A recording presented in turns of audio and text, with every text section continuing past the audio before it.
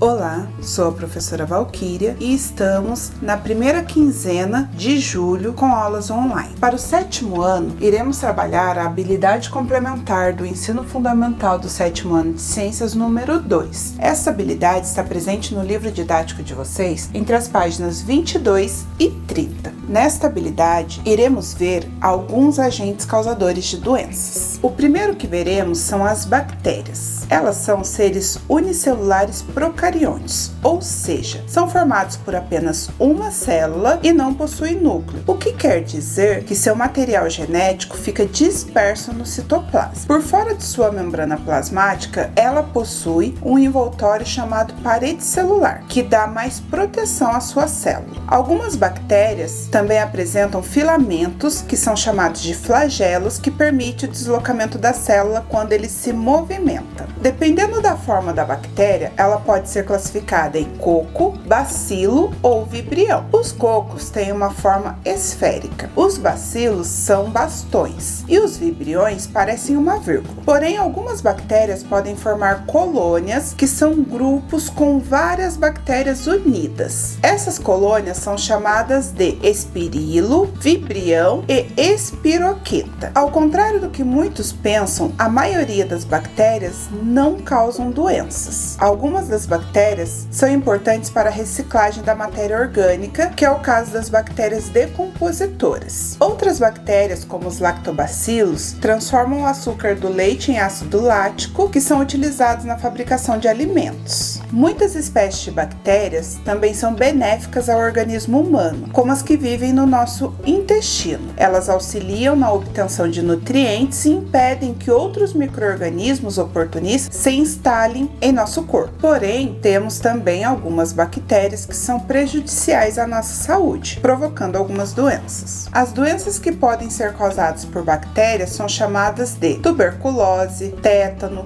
botulismo, hanseníase, cólera, meningite e pneumonia. Essas são algumas das doenças causadas por bactérias que podem afetar o ser humano. A tuberculose é causada por uma bactéria chamada Mycobacterium tuberculosis e afeta principalmente o sistema respiratório. A pessoa com tuberculose, ela tem febre, dores no peito, tosse com secreção e algumas vezes com sangue. Elas perdem a massa corporal e também ficam muito fracas. A tuberculose, ela é contagiosa e por isso ela pode ser transmitida de uma pessoa para outra. Essas bactérias são transmitidas pelo ar, pela saliva e pelo contato direto com outras secreções do doente. Uma forma de se prevenir a tuberculose é tomando a vacina BCG. Também é recomendado como prevenção evitar ambientes com más condições de higiene e aglomerações de pessoas. O tratamento da tuberculose é feito com antibióticos específicos prescritos apenas por médicos. O botulismo é causado pela ingestão da toxina produzida pela bactéria Clostridium botulino. As pessoas contraem essa doença pelo consumo de produtos feitos sem os cuidados de higiene, especialmente em conservas de palmito e outros vegetais, também nas conservas de carne, embutidos e queijos. Os sintomas do botulismo são náuseas, vômitos e cólicas abdominais. Porém, o principal sintoma dele é a paralisia muscular, que pode levar o indivíduo à morte em decorrência da paralisia dos músculos respiratórios. O tratamento dessa doença é feito com soro antitoxina. A meningite bacteriana pode ser causado pelas bactérias Neisseria meningitidis, pela Haemophilus influenza ou pela Streptococcus pneumoniae. Uma das características dessa pneumonia bacteriana é a inflamação das membranas que protegem o sistema nervoso, que são chamadas de meninges. Os sintomas que a pessoa apresenta ao contrair essa doença são dores de cabeça,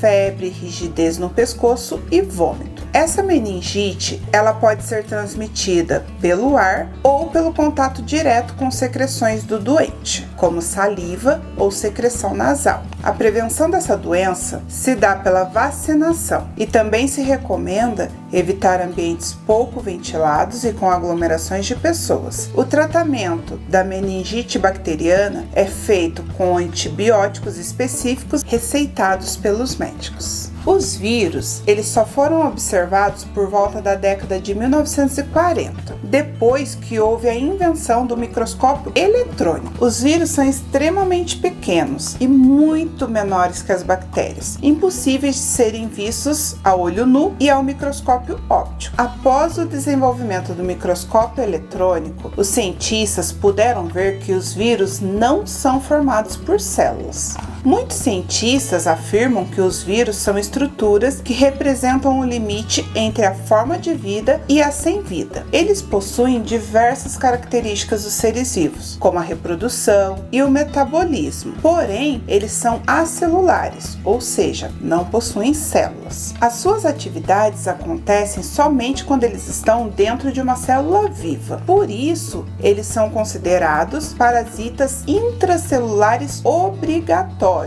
Se eles não estiverem dentro de uma célula viva, eles não conseguem se reproduzir e seu metabolismo não funciona. A organização dos vírus é muito simples. Eles são formados por material genético, que é envolvido por uma cápsula de proteína, que às vezes apresenta componentes adicionais. As doenças mais conhecidas que são causadas por vírus são a gripe, o resfriado, a dengue, a febre amarela, o sarampo, a catapora, a rubéola, a cachumba, a poliomielite e agora que nós estamos passando por esse momento de quarentena, a Covid-19 também. A gripe é causada pelo vírus influenza e seus sintomas são febre alta, dor no corpo, dor de garganta, dor de cabeça, coriza e tosse seca. Em alguns casos, a gripe vai apresentar complicações graves, fazendo com que a pessoa necessite de internação hospitalar. O resfriado é muito confundido com a gripe, mas é causado por um vírus diferente, que é o rinovírus, o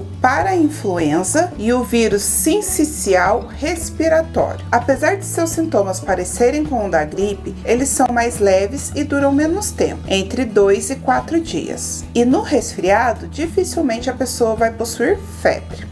Tanto a gripe como o resfriado são doenças contagiosas e com algumas medidas simples evitamos esse contágio e a transmissão dessa doença. Essas medidas são lavar as mãos com frequência, utilizar lenço descartável para suar o nariz, cobrir o nariz e a boca quando for espirrar ou tossir, não compartilhar objetos de uso pessoal, como talheres, pratos, copos ou garrafas, e manter sempre o ambiente bem ventilado.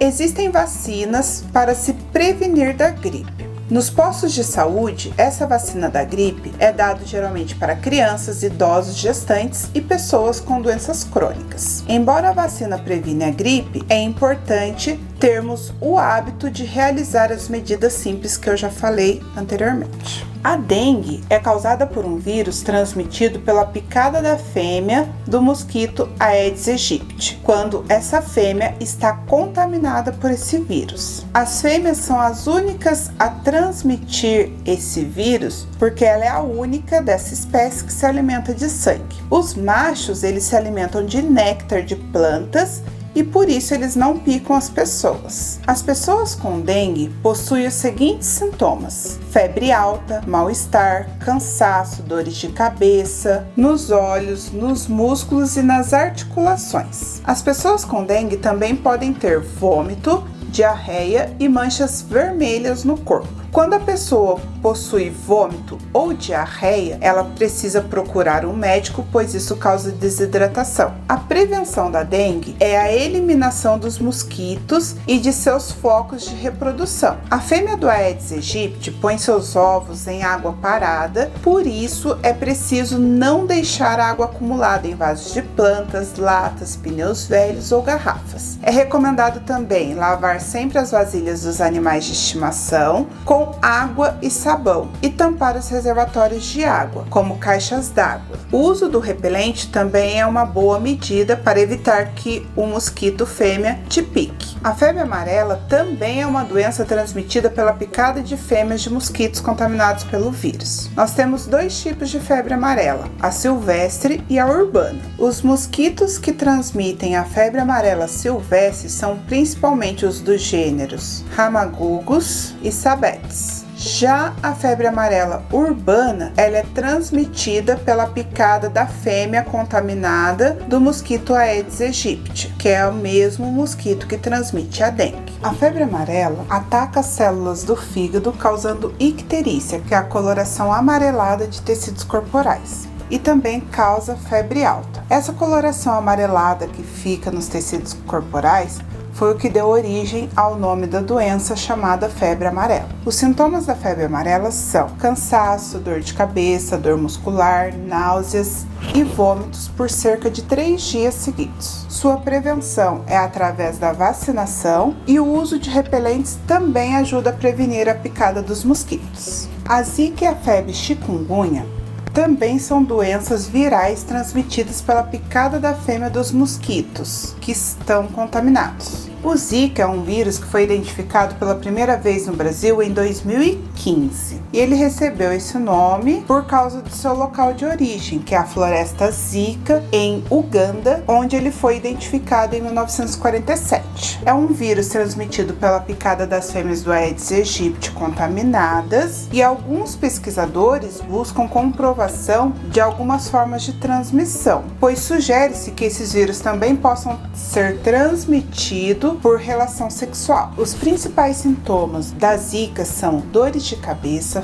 febre baixa, dores nas articulações, manchas vermelhas na pele, coceira e vermelhidão nos olhos. A pessoa também pode ter inchaço no corpo, dor de garganta, tosse e vômitos. Quando a mulher está grávida, o vírus da zika também pode ocasionar microcefalia na criança. Essa microcefalia é caracterizada pelo menor diâmetro da cabeça e do cérebro, que afeta no desenvolvimento mental daquela criança. O que se recomenda é que as gestantes usem repelente para a prevenção das picadas dos mosquitos e façam uso de preservativo nas relações sexuais. A febre chikungunya também é transmitida pela fêmea contaminada do mosquito Aedes aegypti e Aedes albopictus. No Brasil, esse vírus foi identificado pela primeira vez em 2014 e esse nome é referente à aparência curvada dos pacientes diagnosticados com a doença na Tanzânia entre os anos de 1952 e 1953, pois em um dos idiomas dessa localidade, chikungunya significa aqueles que se dobram. Seus sintomas são febre alta, dores intensas nas articulações, dor de cabeça, dores nos músculos e manchas vermelhas na pele. Ainda não temos vacina para a zika e febre chikungunya. A melhor forma de se evitar essa doença é se prevenindo. Verme é o nome popular dado aos animais de corpo mole, alongado e sem pernas. Entre os vermes mais comuns, nós temos os plateumintos e os nematóides. Alguns deles vivem dentro do corpo de outros seres vivos, sendo assim chamados de endoparasitas. As doenças causadas por esses endoparasitas são conhecidas como verminoses. Os plateumintos são animais invertebrados de corpo mole e achatado, ou seja, ele não possui coluna vertebral. Nem todos são parasitas. Existem várias espécies que vivem livremente e podem ser encontradas na água do mar, na água doce ou no solo úmido. Um exemplo de plateumento de vida livre é a planária. Os ocelos que as planárias possuem não formam imagens,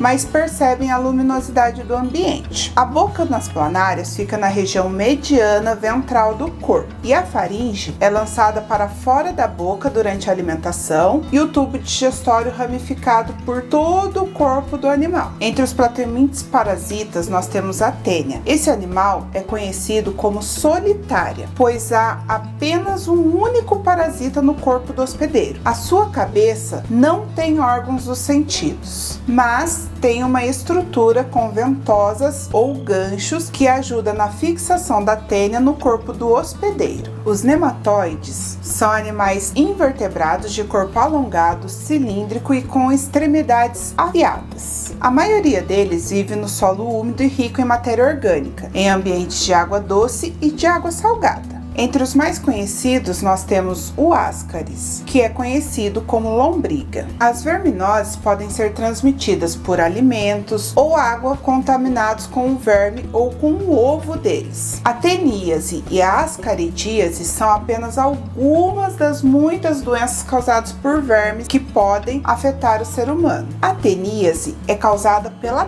tênia e existem duas tênias que são parasitas no organismo humano: a tênia solium e a tênia saginata. A tênia solium é conhecida popularmente como a tênia do porco e a tênia saginata é conhecida popularmente como a tênia do boi. O corpo dessa tênia é formado por vários segmentos chamados proglótides. À medida que ela vai crescendo, as proglótides maduras se soltam e são eliminados com as fezes do hospedeiro. Cada proglótide madura tem muitos ovos. Se na região não houver saneamento básico, como instalações sanitárias adequadas, as fezes com ovos do parasita podem contaminar o solo e as plantas. Quando o porco ou o boi ingere esses ovos da tênia, eles abrigam o parasita no seu corpo. As suas larvas, que são chamadas de cisticercos, ficam abrigadas na musculatura desses animais. Quando nós nos alimentamos de carne mal cozida, contaminada por esses cisticercos, o ser humano pode desenvolver a teníase. No organismo do ser humano, as larvas vão se abrigar no intestino, onde se tornam vermes adultos. E quando as proglótides maduras são liberadas com as fezes do hospedeiro, o ciclo se reinicia. Os sintomas causados em uma pessoa que tem a teníase são perda de peso, indisposição, cansaço, diarreia e irritabilidade. A forma de prevenção dessa doença é construindo as instalações sanitárias adequadas, como redes de esgoto ou fossas, que vão impedir que as fezes com esses ovos dos vermes contaminem o solo e as plantas, e também é recomendado evitar comer carne de porco ou de boi crua ou mal cozida, pois o cozimento adequado mata as larvas do verme. E tratar os doentes também é importante, pois assim ele não elimina os ovos do verme. A ascaridíase é causada pelo ascaris, ou popularmente chamado de lombriga. Se no local não houver saneamento básico, que são as instalações sanitárias adequadas, as fezes com os ovos do ascaris podem contaminar o solo, as plantas e a água. O desenvolvimento do embrião ocorre dentro do ovo.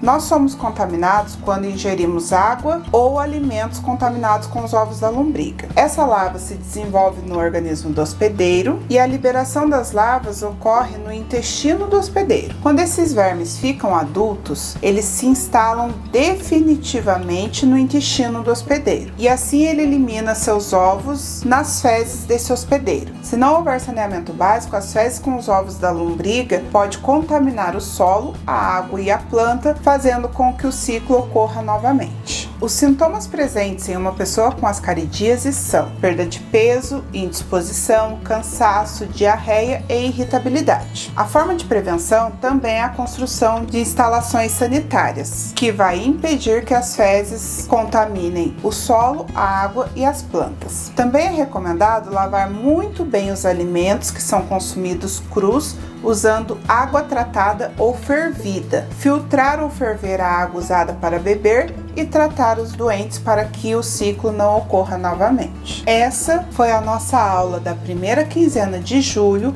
Espero que vocês tenham compreendido a matéria. Bons estudos e até a próxima!